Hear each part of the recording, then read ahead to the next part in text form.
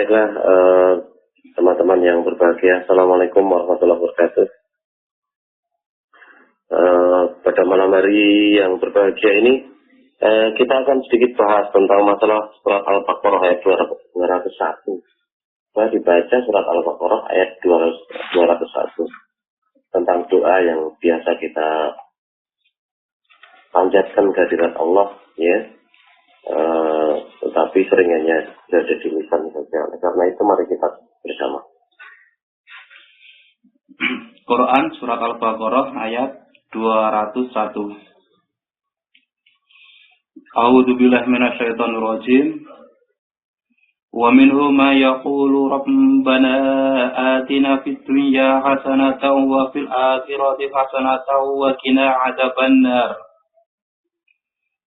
Dan di antara mereka ada orang yang berdoa, ya Tuhan kami, berilah kami kebaikan di dunia dan kebaikan di akhirat, dan peliharalah kami dari siksa neraka. Iya. Jadi wamin di situ dikatakan Allah bilang syaitan rajim wamin hum yaqulu, dan di antara mereka itu siapa? Kalau dirujuk kepada yang atasnya adalah orang mereka itu adalah anas manusia. Nah, anas yang namanya manusia yang mengatakan mayaqulu, ada orang yang berkata Rabbana atina fid dunya hasanah wa fil akhirati hasanah wa qina adzabannar. Itu adalah doa yang layak dipanjatkan oleh orang yang beriman. Jadi doa kita sering sekali mengatakan doa sapu jagat, ya, hampir tidak ada seorang khotib atau seorang ustadz kiai yang mendoakan umatnya dan sebagainya tanpa diakhiri dengan ayat doa ini, gitu, tanpa menyertakan doa ini. Cuman yang menjadi masalah adalah kita sering sekali berdoa yang hanya sekedar di bibir saja, tetapi tidak masuk ke dalam sumsum tulang belakang kita, tidak masuk ke dalam otak kita, tidak masuk ke dalam hati kita, hanya buah bibir saja. Jadi hanya sekedar sampai di lidah saja gitu. Malah ada sebagian lagi yang memahami makna dari doa itu berbeda dengan apa yang dikehendaki oleh Allah dan Rasulnya, kan begitu. Kalau di situ dikatakan Rabbana atina, ya Tuhan kami, berilah kami kebaikan, ya. Rabbana atina fid dunya hasanah, kebaikan di dunia, wa fil akhirati hasanah, dan di akhirat juga kebaikan. Jangan kemudian dipahami bahwa kebaikan di dunia itu adalah harta. Kebaikan di dunia itu adalah pangkat. Kebaikan dunia adalah jabatan, bukan sama sekali, bukan itu yang dimaksud, ya, sama sekali tidak. Nah, kalau itu yang dimaksud, maka nanti orang itu akan baik kalau banyak hartanya, akan buruk kalau sedikit hartanya, ya. Bukan itu konsep Islam, itu konsepnya materialis, paham materialisme itu seperti itu, kan itu. Nah, tetapi masih banyak umat Islam yang merasa bahwa dunya hasanah itu kalau banyak uang, dunya hasanah itu kalau rezekinya lancar, ya, dunya hasanah itu kalau usahanya sukses. Sama sekali tidak. Ya. Nah, kalau begitu kok sama sekali tidak, itu bagaimana? Nah, kalau memang kebaikan itu karena harta, ya, mestinya sahabat-sahabat yang miskin, ahlus sufah, yang mereka itu tinggal di masjid menantikan turunnya wahyu dan sebagainya, bersamai Rasulullah kemanapun Rasulullah pergi, itu jadi orang yang hina, ya. Maka karena yang namanya dunya hasanah itu bukan harta, ya tidak semua sahabat itu berlomba-lomba untuk mencari harta. Ya, banyak di antara para sahabat itu walaupun kedudukannya sebagai gubernur, tetapi tetap saja dia tidak mau, ya, hidup dengan bergelimang harta. Ada harta banyak, rampasan perang, dapat bagian dan sebagainya. Beliau-beliau ini langsung beliau keluarkan untuk fisabilillah lagi. Ya, diberikan kepada yang lainnya. Yang lebih membutuhkan seperti ini. Maka tidak mengherankan kalau kehidupan di zaman Rasulullah itu ya digambarkan sebagai satu tubuh itu memang betul seperti itu. Ya, kalau kita tidak suka lapar ya kita tentu saja kita tidak suka melihat saudara kita lapar. Maka kita berbagi. Maka Rasulullah mengatakan sepiring cukup untuk berdua, 2 piring cukup untuk berempat. Itu betapa indahnya seperti itu. Nah, pola-pola kehidupan yang seperti itulah yang sekarang ini hilang dari lingkungan kita masing-masing. Ya, karena berganti kebanggaan, kejayaan, kesuksesan, keberuntungan itu diganti dengan berlimpahnya harta, tingginya pangkat, jabatan, banyaknya rumah mewah, ya, banyaknya mobil dan sebagainya. Ya, perusahaan berkembang dari 1 jadi 2, 2 jadi 4, 4 jadi 8 dan sebagainya. Yang didengar seperti itu. Tapi yang seperti itu bukan paham Islam, itu adalah materialis. Ya, materialis itu. Maka kemudian harus dimaknai seperti apa di dunia hasanah itu. Ya, maka di dunia hasanah harus dimaknai seperti apa yang menjadi kehendak Allah. Allah sendiri berfirman, "A'udzubillahi minasyaitonir rajim, wa may yuti'illaha wa rasulahu faqad faza fawzan 'azima." Kan gitu.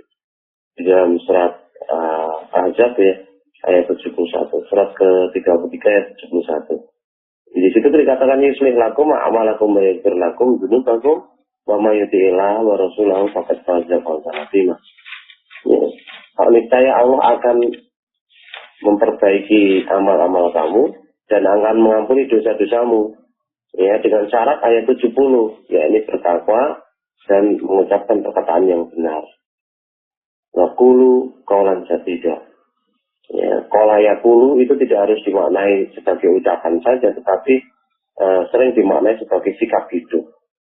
Ya, yang bersikap hidup dengan sikap hidup yang betul-betul benar, gitu ya.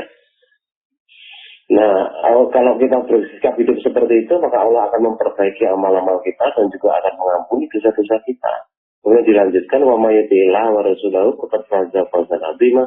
Barang siapa dia taat kepada Allah dan Rasul-Nya, maka sungguh dia telah meraih kemenangan dengan kemenangan yang besar, keuntungan yang agung. Ya, artinya di dunia hasanah seperti itu, ya kebaikan. Artinya orang yang di dunianya hasanah itu dari waktu ke waktu, apakah dia kaya ataukah dia miskin, dia dalam keadaan taat kepada Allah dan Rasul-Nya.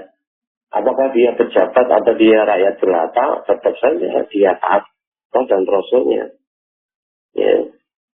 Oleh karena itu mari kita lurus pemahaman kita tentang doa kita, karena ini doa ini kita ucapkan ya. Kalau sampai kita keliru, saya memahaminya, ya nanti orientasi arah doanya jadi salah nanti. Ya. Bagaimana nanti kalau kita dikasih limpah tetapi kemudian akhirnya tidak taat kepada Allah? Karena kalau tidak taat kepada Allah, tidak dapat taat kepada Rasul, kita akan dimasukkan ke dalam neraka. Wa may ya'sillah wa rasulahu wa yata'adda hududahu yudkhilhu naran khalidan fiha lahu adzabun muhin. Jika kamu durhaka kepada Allah dan Rasul-Nya, arti alias tidak taat kepada Allah dan Rasul-Nya, melanggar aturan-aturannya, maka akan dimasukkan ke dalam neraka. Yudkhilhu naran khalidan fiha, kekal di dalamnya, walahu adzabun muhin, dan bagi orang yang seperti itu azab muhin, azab yang menghinakan, siksa yang menghinakan. Surat An-Nisa ayat 14 itu. Lalu kita ingat Surat An-Nisa ayat 14. Ya. Jadi sebenarnya sederhana sekali kita kalau ingin mendapatkan dunia hasanah, ya tidak menunggu lama-lama, ya tidak menunggu pagi, ya, sore tidak perlu menunggu pagi tidak perlu menunggu sore dan sebagainya. Kalau kita berdoa sekarang, ya sekarang kita itu bertaat kepada Allah dan Rasul-Nya, nanti bertaat pada Rasul-Nya, Allah dan Rasul-Nya, besok taat kepada Allah dan Rasul-Nya, dan kapan saja maupun di mana saja kita taat kepada Allah dan Rasul-Nya, kita menjadi orang yang beruntung, jadi orang yang menang. Ya. Nah, sebenarnya kemudian kalau kita berbicara tentang wafil akhirati hasanah, dan di akhirat pun kita mengharapkan mendapatkan kebaikan, akhirat itu sebenarnya hanya efek samping dari dunia ini aja. Kalau di dunia ini kita taat kepada Allah dan Rasul-Nya, dalam arti dunia kita hidup dengan hasanah, baik ya, maka akhiratnya juga dapat baik kan. Di surga itu kan ibarat piala saja yang diberikan kepada para juara. Yang menjadi juara ya siapa saja yang beriman dan beramal soleh akan mendapatkan pialanya, itu dari Allah. Nah ibaratnya kalau kita perlombaan di dunia yang dapat juara hanya satu orang dapat hanya satu saja. Ya, tetapi di akhirat Allah menyediakan piala yang banyak, yang luas, ya, yang apa saja kita ingini dan apa saja yang kita minta akan diberikan oleh Allah. Kita memenuhi syarat kita menjadi orang yang beriman dan beramal soleh kan gitu. Nah, oleh karena itu kapan saja di mana saja ya kita perlu senantiasa untuk berbuat taat kepada Allah dan Rasul-Nya. Juga bisa dimaknai sebagai senantiasa bertakwa. Ya, karena dulu ketika kita berbicara tentang takwa itu sendiri dimaknai sebagai at-ta'ah khalisah, taat yang tulus-tulusnya. Ya, jadi kita betul-betul tulus untuk bertaat pada Allah kan itu. Ya, nah kalau kemudian kita bicara wafil akhirati hasanah wa qina adzabannar dan peliharalah kami dari siksa api neraka. Kalau kita hanya berbicara tentang akhirat ansik, kebahagiaan di akhirat, jauh dari api neraka, semua itu jauh dari api neraka dan juga kebahagiaan kebaikan di akhirat itu hanya merupakan buah saja dari apa yang kita amalkan di sini.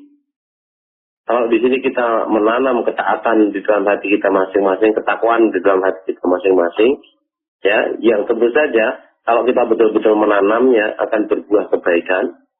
Ya, maka kebaikan itu dia akan berbuah surga nanti di sana. Jadi kita tidak usah repot-repot memikirkan terlalu banyak memikirkan surga, terlalu banyak memikirkan neraka, tetapi bagaimana kita bisa memperoleh neraka itu. Dan caranya sederhana sekali dengan bertaat kepada Allah dan Rasul-Nya. Akan tetapi untuk bisa berbuat taat kepada Allah dan Rasul-Nya itu melalui proses. Yang pertama adalah proses belajar itu sendiri. Paham dulu Quran, paham dulu sunnah. Tadi ketika kita berada di Pontianak, tadi kita kaji surat Al-Qur'an ayat 4. Ya. Di situ dikatakan walladzina yu'minuna bima unzila ilaika, dan gitu ya. Ciri orang bertakwa itu antara lain yaitu orang-orang yang mereka itu beriman kepada kamu, beriman kepada apa yang diturunkan kepada kamu, unzila ilaika, maka apa yang diturunkan kepada Rasulullah itu ada dua dari Allah, yaitu Al-Quran, Alkitab, dan Al-Hikmah kan gitu. Ya. Nah, itu bisa dibuka di dalam surat Al-Baqarah 231, kitab dan hikmah itu. Karena dari itu kemudian Allah menyampaikan juga ayatnya di dalam surat Ali Imran 164 itu, bahwa tugas Rasulullah itu ya, antara lain ya, dalam ayat 164 itu, mengajarkan kepada manusia Alkitab dan Al-Hikmah. Kan ini. Al-Hikmah dimaknai oleh para ulama sebagai as-sunnah. Maka menjadi kewajiban kita bersama untuk mempelajari Alkitab dan makna firman Allah, Al-Quran, dan juga perlu mempelajari Al-Hikmah dengan makna as-sunnah, pola kehidupan Rasulullah, perilaku Rasulullah dalam sehari-hari. Nah, kemudian setelah kita mempelajari, paham, kemudian diyakini, amalkan dalam kehidupan sehari-hari. Mengamalkan tuntunan Allah dan Rasul-Nya dalam kehidupan sehari-hari, itu hakikatnya kita take action, melakukan perbuatan untuk internalisasi nilai-nilai moral yang diajarkan oleh Allah dan Rasul-Nya. Jadi jangan kemudian beramal itu mengono ya gitu. Mengono ya gitu. Kalau kita itu senantiasa menanggapi seruan Allah dan Rasul-Nya, perintah Allah dan Rasul-Nya, mengono ya gitu ya. Nah, ya akhirnya kamu nanti di hadapan Allah juga akan dikalah kalau ngomong kualitas, kan gampang gitu. Ya. Maka dari itu sekecil apapun yang namanya amal itu kan kita remehkan. Sama ya amal miskola zarratin khairayara, wa ma ya amal miskola zarratin sarayara. Sing beramal besar zarah artinya dengan amal yang kecil sekali akan diperhitungkan pahalanya, baik itu amal baik maupun amal buruk akan diperhitungkan. Maka jangan ada satu amalan pun yang kita remehkan. Ya, saya dulu awal-awal ngaji di majelis tafsir Al-Quran ya, yang namanya sunnah-sunnah Rasul yang kecil-kecil itu betul-betul digalakkan. Ya, kalau bersin mengucapkan Alhamdulillah, yang lain kemudian mendoa menyerahkan Allah, kemudian jawab lagi ya dikumullah ya salakum. Kalau ada lampu mati innalillah, kalau hidup Alhamdulillah, bersin juga seperti itu, dan yang lain-lainnya kita biasakan seperti itu. Ya, itu akan berbuah kebaikan. Hati kita, lidah kita, hati kita, otak kita, pikiran kita akan senantiasa terjaga dengan Allah. Nah kalau kita itu, otak kita, pikiran kita, lisan kita, hati kita, perbuatan kita dekat dengan Allah, nah pasti setan menjauh dari dia. Tetapi kalau kita bersin ya meneng wae gitu. Atau ana lampu ya meneng wae, jublek wae. Ana wong ngucapke alhamdulillah ketika bersin ya menjublek wae dan sebagainya. Itu namanya kita meremehkan sunnah. Ya kalau orang meremehkan sunnah itu udah diopon gitu tuh. Maka pernah ada kisah seorang ahli hadis yang dia mendengar ada seseorang dia menyimpan sebuah hadis, didatangi di sana, yang dikatakan menyimpan hadis tadi, kemudian tinggal di sana beberapa hari, menyaksikan bahwa yang menyimpan hadis itu ternyata pakai sandal mulai dengan kaki kiri, nggak dipakai hadis itu, karena dia tidak menghargai sunnah. Kalau dia tidak menghargai sunnah, mana mungkin dia menyimpan, mana mungkin dia bisa dipercaya menyimpan hadis yang berasal dari sunnah Rasulullah betul. Oleh karena itu dimanapun kita berada, mari kita biasakan dari yang kecil-kecil itu ya.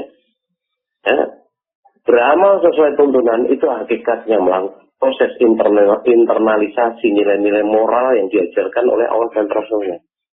Kalau Allah dan Rasulnya mengajarkan kita jujur, lakukan proses internalisasi kejujuran dalam diri kita masing-masing.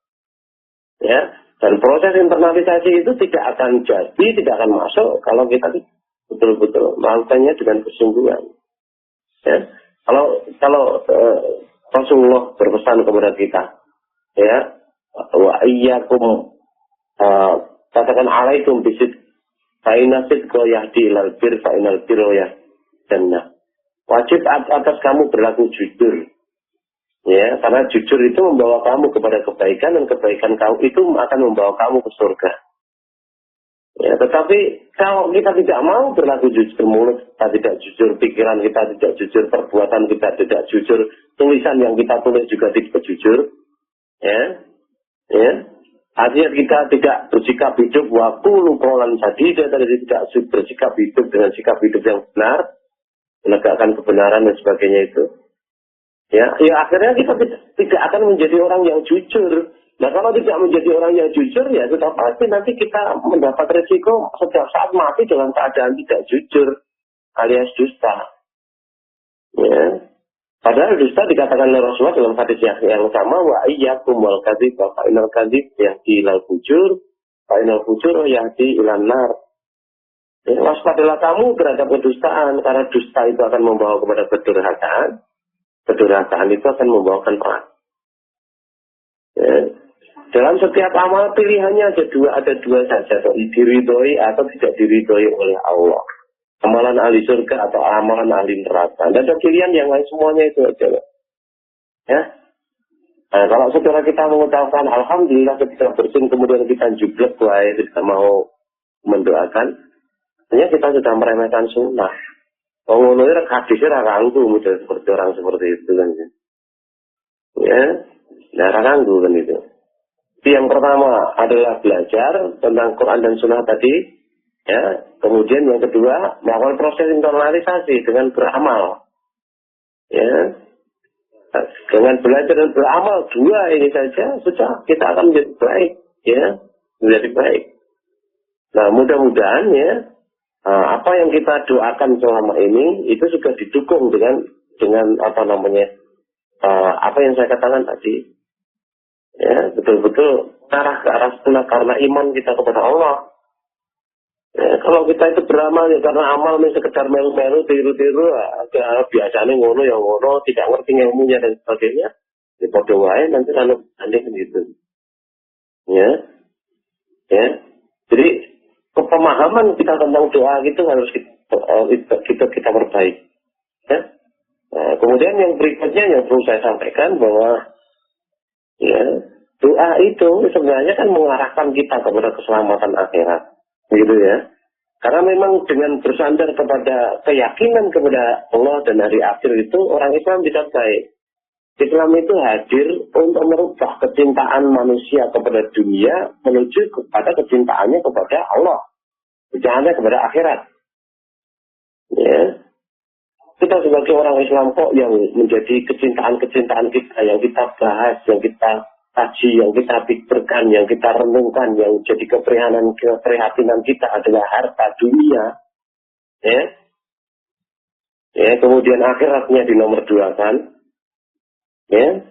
Nah, yang seperti itu artinya kita tidak Islam itu. Walaupun sholat kita, puasa kita, walaupun zakat, walaupun haji dan sebagainya. Tapi ya puasa, zakat, haji kita tidak ada artinya.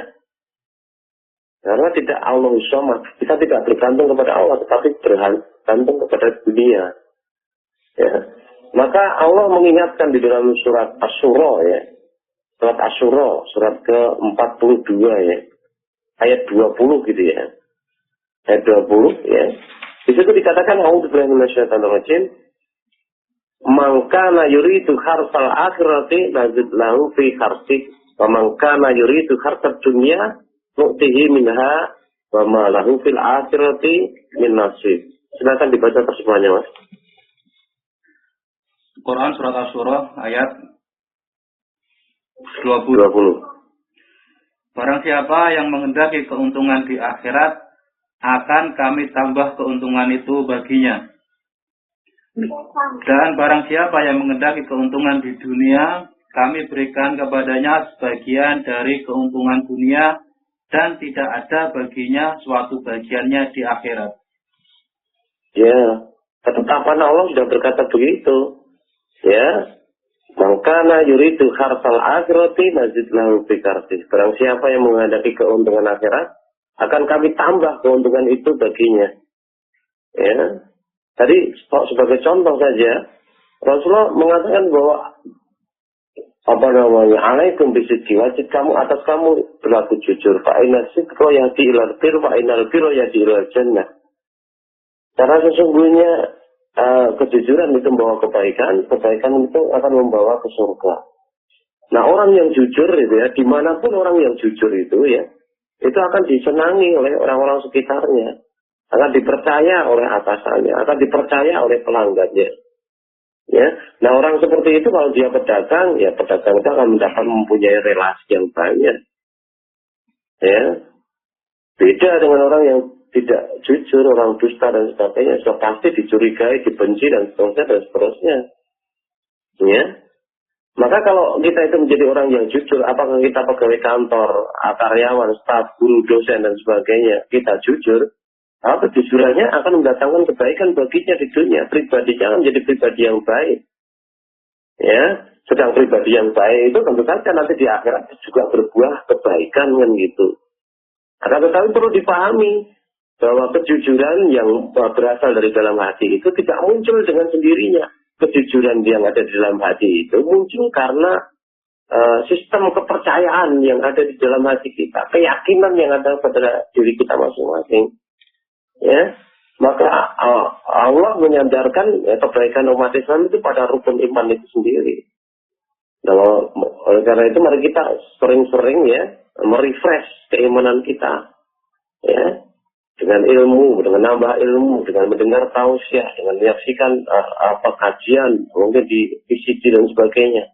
Nah, intinya juga dengan beramal soleh, karena amal soleh itu ketaatan kepada Allah itu akan memperkuat keimanan, sedang kemaksiatan itu akan melemahkan keimanan. Ya, di hadisnya dikatakan bahwa jadidu imanakum. Ya, apa namanya? Perbaharulah imanmu. Dengan apa? Dengan la ilaha illallah. Tentu saja tidak hanya sekedar ucapan la ilaha illallah, tetapi seluruh aspek kehidupan kita itu mencerminkan bahwa kita itu adalah orang yang bertauhid. Kita beramal karena Allah, tidak beramal juga hanya karena Allah saja. Nah, kalau sudah seperti itu, indah sekali, hebat sekali kan itu. Nah, kemudian berikutnya mengkana yuridu kharsat dunya nu'tihi minha wa ma lahu fil akhirati min nasib. Dan barang siapa yang menghendaki keuntungan dunia, Allah berjanji kami berikan kepadanya sebagian keuntungan dunia, tidak seluruhnya, sebagian kecil aja. Dan tidak ada baginya kalau satu bagian itu di akhirat dia tidak dapat apa-apa, karena memang tidak berorientasi hidup akhirat, karena memang tidak beriman kepada hari akhir dia. Ya, maka sebagian di antara orang-orang itu ya, seperti dikisahkan di dalam surat Al-Mu'minun ya, surat ke-23 ya, ayat 35 sampai 37 di situ. Ya. Itu di situ orang yang tidak beriman kepada hari akhir itu mengatakan ayat itu ayat itu annakum idza mittum wa kuntum turaba wa idhaman annakum rajul. Apakah ia menjanjikan kepadamu sekalian bahwa bila kamu telah mati dan telah menjadi tanah dan tulang belulang, kamu sesungguhnya akan dikeluarkan dari kuburmu? Itu pertanyaan orang yang memang tidak percaya kepada kehidupan sesudah mati kan itu.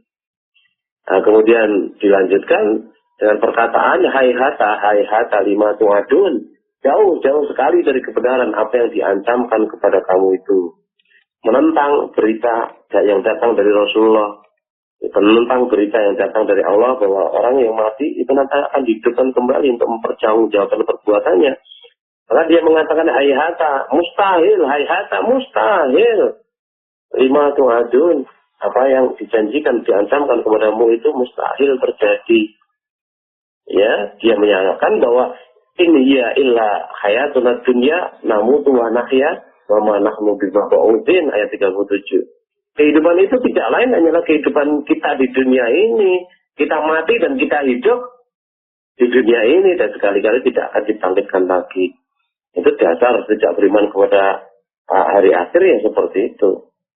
Nah, jangan-jangan kita ini yang sudah lama ngaji, kita ini yang sudah lama sholat, kita ini yang sudah lama puasa, jangan-jangan kita seperti itu juga.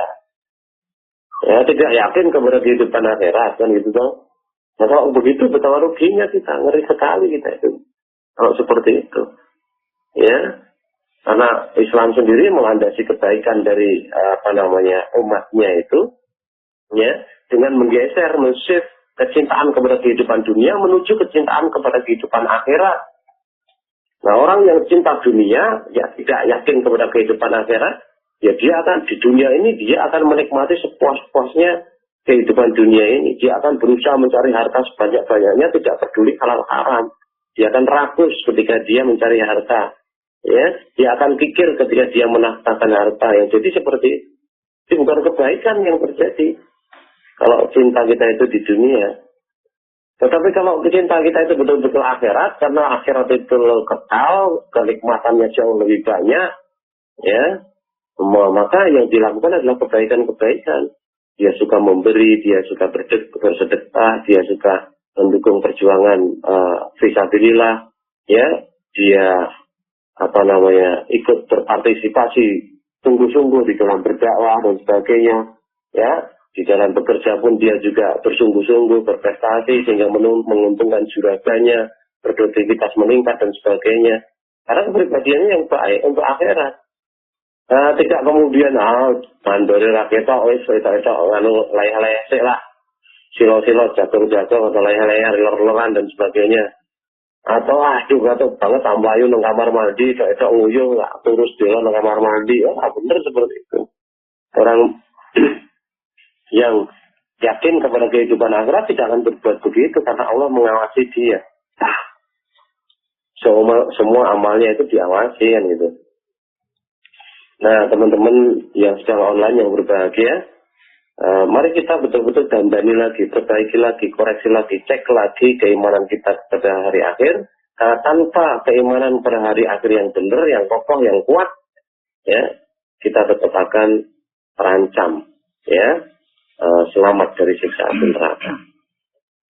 Mudah-mudahan sedikit ini bermanfaat sebagai pembuka kita atau pembuka kita untuk diskusi malam hari ini. Monggo kalau ada sesuatu yang mau disampaikan, silakan Mas Sukadi. Iya, terima kasih Ustaz. Ini minta penjelasan Quran surat Asyam, surat ke-91 ayat 8 Ustaz. Iya, dibaca aja. Quran surat Asyam ayat 8. Fa'alhamaha fujuraha fataqwaha. Maka Allah mengilhamkan kepada jiwa itu jalan kefasikan dan ketakwaannya. Minta penjelasannya. Nah, apa yang perlu dijelaskan? Oh, di situ cepat sekali ya. Jadi cepat sekali fa'alhamaha fujuraha wa taqwaha. Ya, sebenarnya jangan dipotong di situ aja, ada kelanjutannya di situ dan pesan yang lebih penting ada di bawahnya itu nantinya kan gitu. Ya, bahwasanya Allah itu mengilhamkan, fa'alhamaha, Allah itu mengilhamkan kepada hati kita, kalbu kita, ya, dua hal, ya ini ya fujuraha, ya, kefasikan dan juga ketakwaan wa taqwaha. Jadi memang ada dua pilihan saja, kebaikan dan keburukan. Nah, kebaikan dan keburukan itu sudah diilhamkan ke dalam diri kita masing-masing. Ya, apakah kita mau memilih baik atau memilih buruk, itu tergantung kita masing-masing. Apakah kita mau berbuat fasik atau kita mau bertakwa, itu tergantung kita masing-masing. Ya, jadi potensi untuk berbuat baik sudah diberikan oleh Allah dalam hati kita. Potensi untuk berbuat buruk sudah diberikan oleh Allah di dalam hati kita masing-masing. Nah, sekarang kita tinggal pilih yang mana. Kalau kita ingin pilih keselamatan hidup kita di dunia dan akhirat, ya kita pilih yang potensi baik kita kembangkan. Nah, untuk mengembangkan potensi baik itu, di bawahnya dikatakan qad aflaha man zakkaha. Sungguh beruntung orang yang mensucikan hati. Sucikan dari dosa, sucikan dari kesalahan, sucikan dari berbagai macam penyakit, iri, dengki, sombong, dan sebagainya. Ya, laqad khaba man dassaha kan gitu. Dan sungguh ya merugilah orang-orang yang mengotorinya. Ya, mengotorinya. Nah, pada hakikatnya hati kita itu bersih, hati nurani kita itu bersih ya. Nah, kita sendirilah yang akan menjadikan hati nurani itu nanti kotor atau tetap dijaga kebersihannya. Ya. Dan Rasulullah sendiri mengatakan kullu mauludin yuladu alal fitrah. Tiap-tiap bayi, tiap-tiap yang dilahirkan itu terlahir dalam keadaan sesuai dengan fitrahnya. Maknanya suci, bersih gitu. Ya. Nah, kemudian kedua orang tuanya lah yang menjadikan dia, apakah dia mau menjadi santri atau menjadi gali, Yahudi, Nasrani atau menjadi orang yang beriman. Itu orang tuanya ikut berperan di situ. Tapi kita kembali bahwa hati kita itu hakikatnya suci, bersih kan gitu ya, sesuai dengan fitrahnya ketika lahir itu. Nah kemudian kita punya potensi untuk menjaga kebersihan itu atau untuk merusaknya, untuk mengotorinya, bebas untuk kita masing-masing. Nah bagaimana hati kita bisa kotor ya? Hati itu bisa kotor ya kalau akidah kita itu kita kotori sendiri. Yang harusnya dibersihkan dari segala macam syirik, nah kemudian kita kotori dengan syirik. Apakah itu hawa nafsu wujudnya, atau godaan setan dan sebagainya, penyembahan, kebanggaan terhadap segala sesuatu yang bersifat duniawiyah. Ya. Allah sendiri itu kan mengutus kepada para nabi dengan misi yang sama. Wa'budullaha wa la tusyriku bihi syai'a. Supaya kita itu menghambakan diri kepada Allah, jangan mensekutukan dengan sesuatu apapun. Ya. Maka mari kita jaga hati kita tetap bersih, tetap suci gitu ya, sehingga tidak dikotori dengan berbagai macam termasuk syirik tadi kan itu. Nah, kalau kita mau menjaga kebersihannya atau tetap menjaga kebersihannya, kita membersihkan kalau sudah terlanjur kotor, ya akan beruntung seperti itu. Tetapi kalau kita tidak punya kendali terhadap hati kita, malah hati kita dikendalikan oleh sesuatu yang lain di luar hati kita, ya sudah, artinya kita sudah lepas, kita tidak bergantung kepada Allah saja. Tidak Allah usomat saja, tidak bertauhid, tetapi sudah berbuat syirik, ya seperti itu. Ya, jangan sampai kita kemudian terpengaruh oleh kata-kata orang yang mengatakan dunia dan akhirat itu kan harus diseimbangkan. Tidak bisa orang menyimbangkan cinta kepada dunia dan akhirat itu tidak bisa. Sudah pasti cenderung yang satu kepada atau yang lainnya gitu. Tidak bisa. Ya, tidak berarti kemudian orang yang cinta kepada akhirat itu kemudian dia harus melarat. Tidak.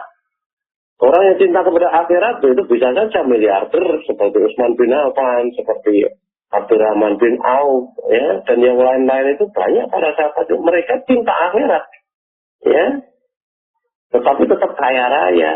Di saat Allah dan Rasulnya menyeru untuk dimanfaatkan hartanya fisabilillah, tidak takutan sama sekali, justru mengambil kesempatan sebaik-baiknya.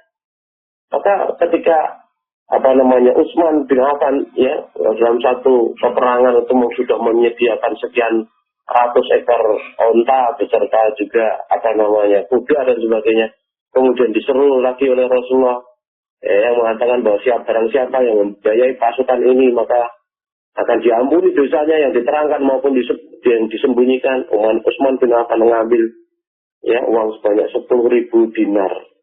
10.000 dinar. Padahal satu dinarnya 4 gram kira-kira. 4 gram kali 10.000, 40.000 gram. 10.000 dinar ya. Kalau dikalikan 4 berarti 40.000 gram. 40.000 gram itu berapa kilo itu? 40. Wes wakil banget lah pokoknya. Kira-kira semono gula. 10.000 kali sekian. Ya, begitu juga Abdurrahman bin Auf. Ketika dia diberitakan dia itu akan masuk surga dengan merangkak. Oh, enggak mau dia masuk surga dengan merangkak. Akhirnya dagangannya, ya, kafilah dagangannya yang terdiri dari sekitar 700 ekor onta beserta seluruh dagangannya disumbangkan untuk Baitul Mal. Ya. Jangan sampai kita terpengaruh omongan seperti itu, seimbangkan kecintaan kita pada dunia dan akhirat. Ora iso, ndak bisa. Kami nimbang piye, kayak nimbang gula kadang abot tengen abot kiwa gitu. Ora iso. Ya, apalagi itu masalah yang ada di dalam hati. Kalau kita sudah terlanjur cinta dunia, susah untuk belok cinta akhirat. Maka harusnya dididik sejak kecil itu. Ya, jangan sampai putus betul-betul untuk tumbuhkan cinta kita kepada akhirat kan gitu. Ya, cinta betul-betul kepada akhirat. Kalau kita cinta kepada akhirat, maka amal-amal yang kita lakukan hanya amal-amal soleh saja, amal yang mendatangkan kebahagiaan akhirat, keselamatan akhirat, amal-amal yang diridhai oleh Allah sehingga dibalas kita dengan pahala kebaikan di akhirat nanti. Tetapi kalau kecintaan kita adalah dunia, ya sudah. Ya, saya sudah jelas kan gitu. Amal kita tentu semaunya, tidak peduli baik buruk, yang penting dapat keuntungan kan gitu. Ya, sekali lagi kembali, ya, fa'alhamaha fujuraha wa taqwaha, ya, kami ilhamkan ke dalam hati itu ke jalan kefasikan dan juga ketakwaan, itu merupakan satu keniscayaan, ketetapan dari Allah, satu keniscayaan bahwa hati kita diberi potensi untuk menjadi baik dan juga diberi potensi untuk menjadi buruk. Silakan kita memilihnya. Maka Allah sendiri membebaskan kepada kita untuk memilih menjadi orang beriman atau kafir. Faman sya'afal yu'min, faman sya'afal yakfur kan gitu. Di dalam surat Kahfi ayat 29 itu. Diberi kebebasan sepenuhnya. Akan tetapi karena kasih sayang Allah kepada manusia, kalau sampai masuk neraka karena kafir, itu nanti kasihan banget karena tidak ada manusia yang mampu menahan siksa api neraka yang kekal selama-lamanya itu. Maka kemudian ayat itu dilanjutkan, tidak hanya sekedar faman sya'afal yu'min, faman sya'afal yakfur, tapi kemudian dilanjutkan dengan ancaman Allah bagi orang yang kafir, yang memilih jalan kekafiran itu, diingatkan, diweden-wedeni gitu gampangnya. Ya, diweden-wedeni oleh Allah sendiri dengan mengatakan Inna a'tatna lidholimina nara akhatab insuro dikuha wa yastagi itu juga itu bima ingkalmu liwayas wirwujuh di sasyarab wa saat murtafakoh. Ya, di situ dikatakan apa namanya? Dikatakan bahwa sesungguhnya kami telah sediakan bagi orang yang zalim, maknanya di sini ada orang kafir tadi, neraka. Ya, yang gejolaknya mengepung mereka. Dan jika mereka meminta minum, niscaya mereka akan diberi minum dengan air seperti besi yang mendidih, yang menghanguskan muka. Itulah minuman yang paling buruk dan tempat istirahat yang paling jelek. Ngece tenan nih, tempat istirahat ini. Tempat istirahat kok neraka api-apinya yang menyala-nyala. Kan ngeri sebenarnya. Ya, jadi karena kasih sayang Allah, kemudian namanya orang yang memiliki kekafiran ditakut-takuti supaya balik memiliki keimanan. Nah, beruntunglah kita yang paham akan situasi dan kondisi seperti ini, kita sudah diberi potensi kebaikan, maka mari kita manfaatkan potensi itu sebaik-baiknya agar berbuah ketakwaan. Kalau masing-masing individu muslim itu memiliki ketakwaan, ya, karena mengembangkan potensi kebaikan yang diberikan oleh Allah kepada kita, kemudian jadi orang-orang yang bertakwa, wah dunia ini akan betul-betul menjadi baldatun thayyibatun warabbun ghafur. Gitu Mas tadi. Moga silakan yang lain. Iya, terima kasih Ustaz. Ini menyambung tentang bersin tadi Ustaz, bersin yang di depan tadi. Apabila kita bersin, lalu kita mengucapkan Alhamdulillah. Sedangkan kita bersama teman yang juga Muslim, tetapi dia tidak menjawab ucapan Alhamdulillah itu. Apakah kita wajib menegur Ustaz? Mohon penjelasannya. Iya, kalau kita merasa bahwa kita itu satu saudara, kita itu satu tubuh, kita itu satu bangunan, ya kita tegur.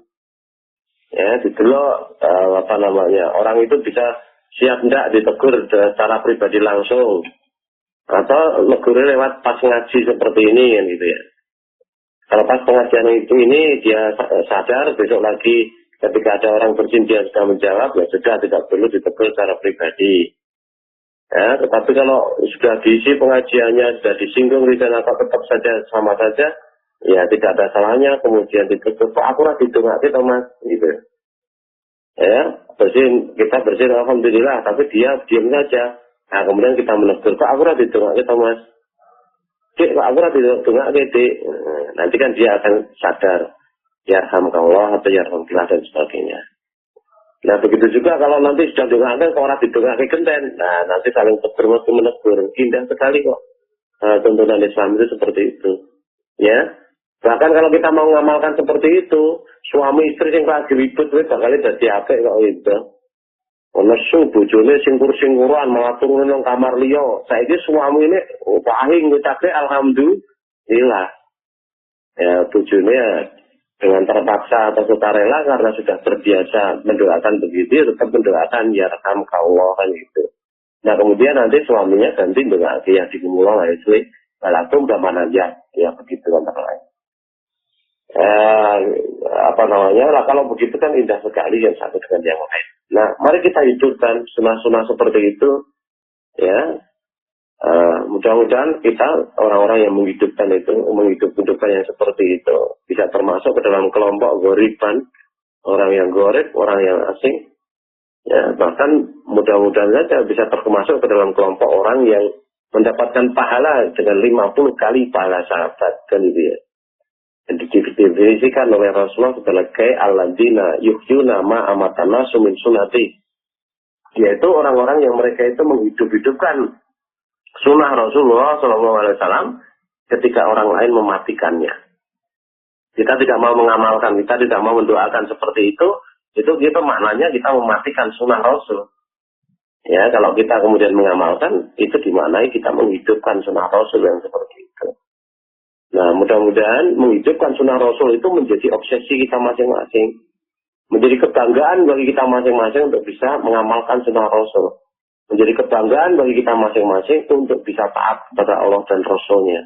Karena memang itu perlu menjadi kebanggaan. Karena itu memang kebaikan yang perlu dibanggakan. Kalau kejelekan kita malu kan gitu ya. Tetapi kalau itu memang kebanggaan, ditunjukkan Rasulullah sementara orang lain meninggalkannya, maka berbanggalah hati kita bisa mengamalkan tuntunan Islam itu. Di saat teman lain minum dengan tangan kiri, kita minum dengan tangan kanan. Di saat orang lain memakai sandal, sepatu dengan kaki sembarang, kita senantiasa konsisten memakai sepatu, sandal dengan kaki kanan, melepaskannya dengan kaki kiri. Ya itu namanya kita menghidupkan sunnah Rasul. Itu harus menjadi bakat kebanggaan bagi setiap pribadi orang Islam itu sendiri. Ya, jangan sampai kok hidup ya sekedar hidup, nganggo sandal, sikil kiwa tangan ya padha wae. Itu orang yang tidak beragama, itu melecehkan sunnah Rasul itu seperti itu. Ya, nah, kita jangan mudah-mudah terpengaruh oleh omongan orang-orang yang melemahkan semangat kita untuk menunaikan tuntunan Islam itu. Karena menunaikan tuntunan Islam walaupun kecil itu tetap dicatat oleh Allah. Mudah-mudahan saja pahalanya dilipat gandakan kan gitu. Gitu Mas Hadi. Ya, terima kasih Ustaz. Kembali ke pertanyaan lagi. Iya. Tentang hadis Bukhari Muslim yang artinya sesungguhnya Rasulullah SAW bersabda, Allah Ta'ala berfirman, aku selalu mengikuti sangkaan hambaku kepadaku, dan aku selalu menyertainya jika ia berzikir, ingat kepadaku. Jika ia ingat kepadaku dalam hatinya, aku ingat kepadanya dalam diriku. Dan jika ia zikir menyebutku dalam kumpulan orang-orang, niscaya aku menyebutnya dalam kumpulan yang lebih baik daripada mereka. Yang dimintakan penjelasan di sini kumpulan orang banyak itu yang dimaksud seperti apa, Ustaz? Karena hadis ini biasanya dipakai doa istighosahan. Mohon penjelasannya, Ustaz. Iya. Ya, secara umum maknanya kumpulan orang banyak, ya kita berkumpul di situ banyak, kemudian Rasulullah mengajar kita dengan Quran, Sunnah, kita pelajari di situ, orang lain mendengarkan dan sebagainya di situ. Itu juga sudah termasuk dalam keadaan zikir itu. Zakar ayat guru itu maknanya kan bisa menyebut, tetapi juga bisa mengingat. Mana mungkin kalau kita mengkaji Al-Quran dan Sunnah kok tidak ingat Allah, tidak mungkin. Ya, apalagi yang diajarkan di situ adalah firman Allah, jelas ingat Allah gitu. Ya, memang yang membedakan antara orang beriman dengan orang munafik itu adalah mengingat Allah yang banyak atau sedikit dia. Kalau orang munafik itu sedikit mengingat Allah, kalau orang beriman ya setiap saat dia ingat kepada Allah. Ya, sejak bangun tidur saja dia sudah berdoa. Ya, kemudian masuk kamar mandi pun sudah dengan kaki kiri, dengan doanya. Keluar kamar mandi kaki kanan, kemudian dengan doanya. Ketika kencing pun dia juga sudah melakukannya dengan jongkok dan sebagainya. Ya, dilepas celananya, jongkok dan sebagainya. Setelah kencing pun juga di kamar mandi, dia akan membersihkan air kencingnya. Wudu, ya. Setelah wudu kemudian dia sholat malam, itu semuanya zikir semua bentuknya. Ya, sholat itu walaupun dia kata-katanya banyak seperti itu, sholat seperti itu termasuk zikir. Maka dari itu di Toha, surat Toha ayat 14 itu kan ada ayat yang mengatakan a'udzubillahi minasyaitonir rajim, innani anallah la ilaha illa ana fa'budni wa aqimis sholata li dzikri, yang gitu. Sesungguhnya aku ini adalah Allah, la ilaha illa ana, tidak ada Tuhan selain aku, fa'budni, hambakanlah dirimu kepadaku, wa aqimis sholata li dzikri, dan ingatlah Allah, wa aqimis sholata, dan tegakkanlah sholat li dzikri, untuk mengingat Allah. Maka sholat berjamaah itu juga termasuk zikir. Bahkan di hadis lain dikisahkan juga bahwa yang namanya puasa itu juga zikir. Ya, ngaji itu juga zikir, zikrullah. Puasa juga zikrullah, kemudian sholat itu juga zikrullah. Ya, pendek kata, semua amal-amal orang yang beriman karena Allah itu sudah masuk dalam kategori zikrullah gitu. Tetapi kalau ada saudara kita yang memaknai kemudian dengan zikir itu siji ngucapi, lain mengikuti, siji ngucapi lagi, lain mengikuti, satu berdoa, yang lain mengaminkan, ya monggo, kita tidak perlu mencela, kita tidak perlu menyalahkan, ya. Tetapi kalau memang mau dipahami seperti itu, tentu ada hadis penunjang yang lain yang bercerita tentang itu. Ya, tentu akan disaksikan oleh para sahabat. Rasulullah berdoa, yang lain mengaminkan, misalnya gitu. Tentu saja sahabat akan ada yang mengisahkan. Kalau memang itu disaksikan orang-orang banyak, mestinya hadisnya justru mutawatir kalau seperti itu. Rasulullah berdoa, yang lain yang mengaminkan banyak. Atau Rasulullah memimpin zikir di depan, kemudian para sahabat mengikutinya. Itu mesti ada hadisnya, kalau memang diamalkan oleh Rasulullah kan gitu. Itu dalam pandangan kami seperti itu kan itu. Kita orang MTA itu. Tetapi kalau ada saudara yang lain yang dia tetap saja ya bertahan bahwa ya menunggu dalile gitu, ya tidak apa-apa, silakan saja kan itu. Tidak perlu kita saling mencela, tidak perlu saling menyalahkan. Ya, yang penting bagi kita adalah bagaimana kita memilih, ya, bagaimana kita memilih pemahaman yang paling kuat di antara pemahaman yang ada dari para ulama itu, kemudian secara konsisten kita amalkan dalam kehidupan sehari-hari. Begitu Mas Hadi, kalau hal ini kurang jelas bisa ditanyakan lagi. Iya, terima kasih Ustaz. Pertanyaan lagi. Saya sering setiap malam minggu pergi ke masjid. Di dalam masjid itu setiap malam minggu ada kegiatan yasinan. Bolehkah saya sering menghadirinya Ustaz, tapi saya tidak ikut yasinan tersebut Ustaz? Ya kalau pertanyaannya boleh atau tidak boleh ya sakarmu. Itu semuanya pilihan kita masing-masing gitu. Ya. Tapi tentu saja pilihan yang pas itu yang berdasarkan ilmu kan gitu. Ya. Kalau itu hanya sekedar majelis majelis membaca surat Yasin gitu, itu kan tidak ada masalah. Membaca surat-surat Quran apa saja kan boleh kan gitu. Ya, boleh. Ada yang membaca itu masalah dunia. Kalau masalah dunia itu tidak ada larangannya kan berarti boleh. Orang ada larangannya mau surat Yasin, boleh-boleh saja.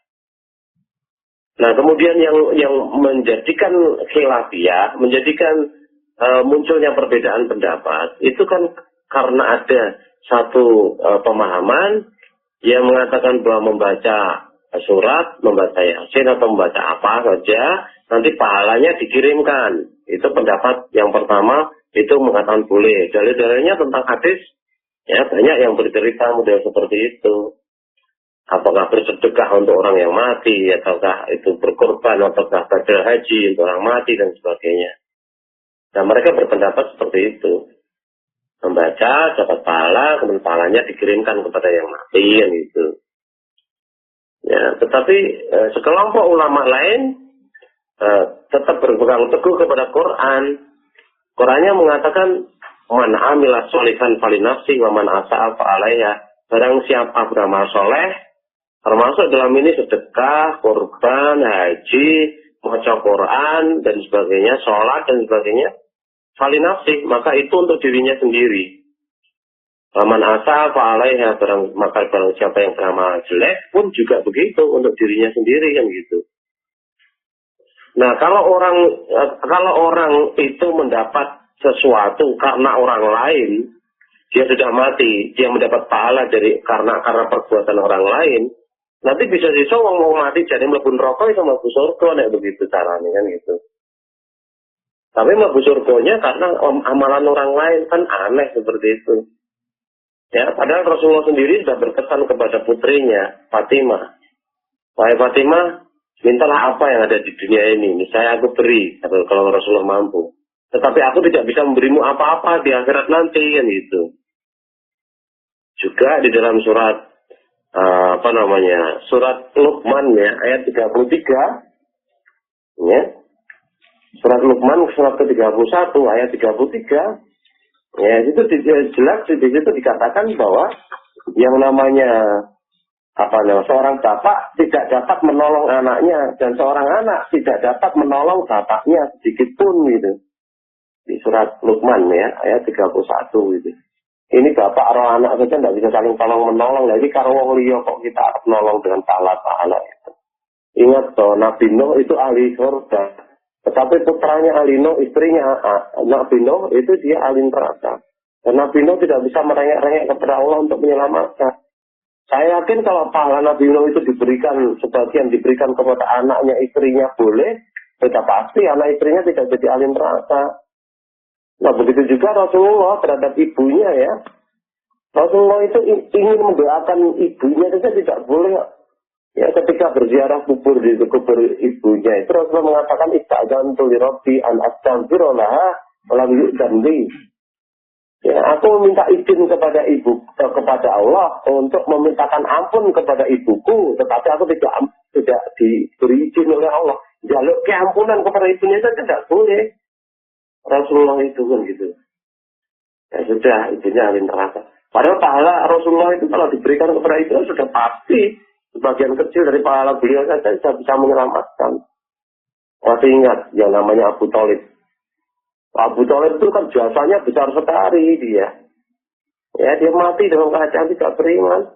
Padahal Rasulullah berusaha semaksimalnya supaya dia bisa beriman. Ya sudah, tetap jadi ahli neraka. Meskipun Abu Thalib itu diberitakan Rasulullah, dia masuk neraka pada tingkatan yang paling ringan. Tetapi tingkatan neraka yang paling ringan itu ketika kaki kita menginjak bara api neraka, otak kita itu sudah membelegak, umok gitu. Bulat-bulat, bulat-bulat, umok gitu. Ya, apalagi di surat yang lainnya ya, surat An-Najm ayat 39 gitu ya, itu dikatakan wala alaita lil insan illa ma sa'a, dan manusia itu tidak memperoleh kecuali apa yang dia usahakan. Kalau dia dapat pahala ya pahala itu karena perbuatannya kan gitu. Ya, itu sudah adil karena kita bisa mendapat pahala dari usaha kita. Ya, maka ketika kita mendapat dosa, ya dosa karena perbuatan kita. Ala taziru waziratan wizra ukra. Ketahuilah bahwa yang namanya orang berdosa itu, ya tidak memikul dosa orang lain, tetapi hanya memikul dosa sendiri. Kalau masing-masing orang itu dosa, ya hanya memikul dosa karena perbuatannya sendiri. Pahala ya karena perbuatan pahalanya, perbuatan solehnya sendiri. Itu namanya tidak adil kan gitu. Ya, tidak bisa, tak kirim ganjaran untuk amalnya. Nah, kok orang dosanya wae yang dikirimke kan gitu, kok pahalanya yang dikirimke. Yang gitu, dosaku tak kayak Fir'aun wae. Ya ra iso. Pahalanya tak kayak Fir'aun, apa meneh ra iso. Nah, oleh karena itu kalau memang berpendapat seperti itu ya monggo, tidak ada masalah. Ya, tapi pemahaman di Majelis Tafsir Al-Quran sesuai dengan surat Al-Jathiyah ayat 15 tadi, man amila sholihan falinafsi dan seterusnya tadi, juga alaisa lil insan ila ma sa'a. Adapun teman-teman yang lain yang berpaham bahwa pahala bisa dikirimkan karena berdasar hadis-hadis yang sanadnya sahih dan sebagainya, itu yang monggo silahkan. Kita saling menghormati saja, tidak perlu kita saling ribut gitu. Apalagi saling merasa bermusuhan satu dengan yang lain. Tidak layak orang Islam bermusuhan dengan orang Islam yang lain karena pemahaman yang berbeda. Gitu Mas Hadi. Ya, terima kasih Ustaz. Kembali ke pertanyaan lagi, masih ada pertanyaan? Iya. Sebelumnya ada titipan salam dari Bapak Sutrisno yang ada di Kulon Progo untuk Ustaz. Waalaikumsalam warahmatullahi wabarakatuh. Dan dia saya kembali. Iya, seperti Allah. Dia bertanya, di dalam upacara pemberangkatan jenazah, seringkali kita mendengar doa yang dipimpin oleh seseorang dengan suara keras, bahkan menggunakan pengeras suara. Bagaimana sikap kita, Ustadz? Apakah kita ikut mengimami ataukah kita diam saja, Ustadz? Iya, kita tergantung keyakinan kita. Kalau kita berkeyakinan bahwa itu adalah tuntunan agama, tuntunan Islam, ya tentu saja kita boleh melakukan gitu ya. Kita patut melakukan. Tetapi kalau kita memang berkeyakinan bahwa yang seperti itu seperti itu tidak ada tuntunannya, ya diam saja. Saya tetap layak duduk kuburan, tetap duduk kuburan, mikul mayitnya ya tetap mikul mayit semaksimalnya. Tetapi dalam hal-hal yang kita berbeda pendapat, ya sudah, kita tidak perlu melakukannya. Ya, saudara-saudara kita lain yang berkeyakinan tentu akan mengamini, tentu akan mengamalkan, silakan kan gitu. Nah, kalau kemudian kita tidak berkeyakinan seperti itu, ya jangan takut kita memegang keyakinan kita. Masing-masing keyakinan itu kan dihormati ya. Percayaan, keyakinan dihormati, satu dengan yang lain saling menghormati. Kita punya kebebasan untuk memilih di situ. Kalau sampai kita dipaksa, justru yang memaksa itu melanggar hak asasi. Ya, melanggar HAM seperti itu. Maka sudah sepatutnya di tengah umat Islam sekarang ini dikembangkan ya. Dikembangkan ya sikap toleran, saling menghormati satu dengan yang lain. Ya, kita menghargai pluralitas. Karena pluralitas, keanekaragaman itu merupakan satu keniscayaan yang tidak mungkin ya. Dengan manusia kok pikirannya detek hiji semua tidak mungkin kan gitu. Ya, sampai hal yang terjelek sekalipun tentu ada beda pendapat kok kan. Judi mana itu jelek, minuman keras kemudian jelek. Ini ya ana wong muslim yang minum minuman keras. Ana wong muslim yang judi, mesti ana wae gitu loh. Apalagi kok masalah ibadah yang seperti itu ya. Nah, oleh karena itu ya tinggal keyakinan kita. Kalau keyakinan kita seperti itu bukan tuntunan Rasulullah, ya sudah saya tidak usah melakukan. Tetapi amal-amal lain yang sepakat, sepaham itu seperti tadi mikul kerendo atau duduk kuburan dan sebagainya, ya kita ikut bersama di situ. Ya, apalagi kalau kita suka mau berderma, membuatkan makanan orang yang kematian atau membantu meringankan beban orang-orang yang kematian itu, yang kesusahan itu, itu lebih baik lagi kan gitu. Yang lain mendoakan, monggo, kita juga mendoakan dengan cara kita kan gitu. Bahkan mensolatkan juga. Isinya sholat itu kan sebenarnya doa mohon ampun kepada Allah, memohonkan mayit ya, yang tentu saja yang muslim, maknanya yang sholat kan gitu. Ya. Nah, monggo silakan masuk keyakinan di mana kita pegang kemudian kita amalkan. Tidak usah terpengaruh oleh lingkungan. Lingkungan seperti itu ya monggo kan itu tidak ada masalah gitu. Jadi enteng wae lah mencikapi perbedaan itu. Ya, jangan kemudian ditanggapi dengan bertentang, jangan ditanggapi dengan rasa takut dan sebagainya, atau ditanggapi dengan emosi. Tidak usah seperti itu. Dengan menurut saya, sebenarnya wong Jawa dulu ada yang mengatakan CJ kulit, CJ anggit gitu loh. Orang-orang berbeda itu ya pemahamannya ya kemauannya juga berbeda satu dengan yang lain. Begitu Mas Hadi. Ya, terima kasih Ustaz. Masih ada satu pertanyaan lagi Ustaz. Ya, dituntaskan aja. Ustaz, bagaimanakah hukumnya bayi tabung itu Ustaz? Apakah termasuk perzinahan? Ya, semaksimalnya harus berusaha bahwa bayi tabungnya itu spermanya dari suaminya gitu, ovumnya dari istrinya. Ya, mungkin kalau di rahim tidak normal, tidak baik dan sebagainya, kemudian dititipkan sebagai bayi tabung ya, saya kira tidak ada masalah itu. Ya, tetapi kalau spermanya berasal dari sperma orang lain, ya ini membutuhkan fikih baru yang seperti itu. Ya, tetapi kalau itu pertemuan ovum dan sperma di luar kan tidak masuk kelompok zina sebenarnya. Jadi kalau dihukumi sebagai zina, saya kira juga tidak pas kan itu. Tetapi bahayanya itu karena itu mungkin spermanya orang lain, ovumnya orang lain di dalam tabung dan sebagainya. Ketemu dengan yang lain itu nanti bisa jadi kumpul satu rumah dengan anak yang bukan mahramnya nanti. Ya.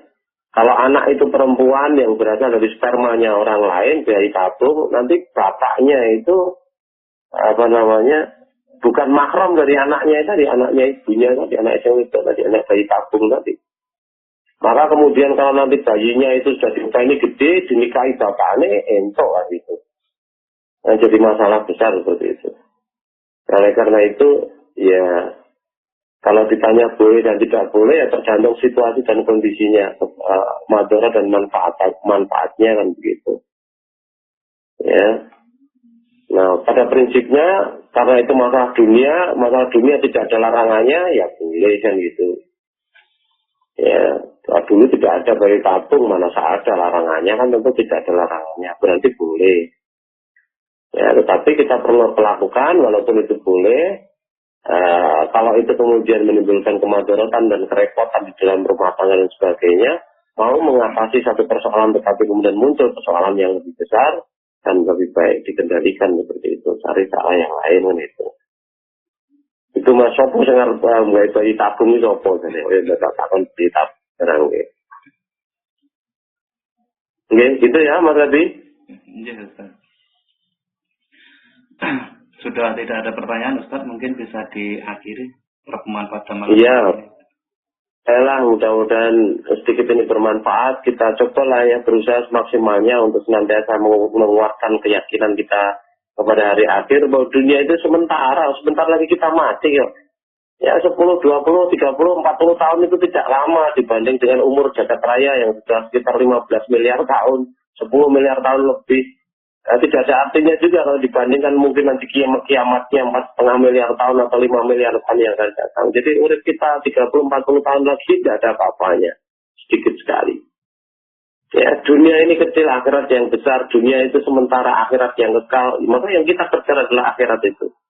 Ya, jangan sampai ya kita terperdaya oleh pola kehidupan orang-orang kafir sekarang ini yang penuh glamor, penuh hura-hura dan sebagainya yang melalaikan kita dari keimanan kita, penuh pemuasan hawa nafsu dan sebagainya, ya, mengejar harta dunia lebih dari segalanya dan sebagainya, jangan sampai tetap pengaruh seperti itu. Mari kita perkuat keimanan, mari kita berusaha untuk senantiasa mengorientasikan kehidupan kita ke arah ukhrawi. Mudah-mudahan dengan kesungguhan kita berbuat seperti itu, Allah melihat, Allah menyaksikan, Allah membalas kepahaman yang khas akan agama kita sendiri dan diberi kemudahan untuk menjadi hambanya yang taat kepadanya secara kafah. Kurang lebihnya saya minta maaf, waktu saya kembalikan. Assalamualaikum warahmatullahi wabarakatuh. Waalaikumsalam warahmatullahi wabarakatuh.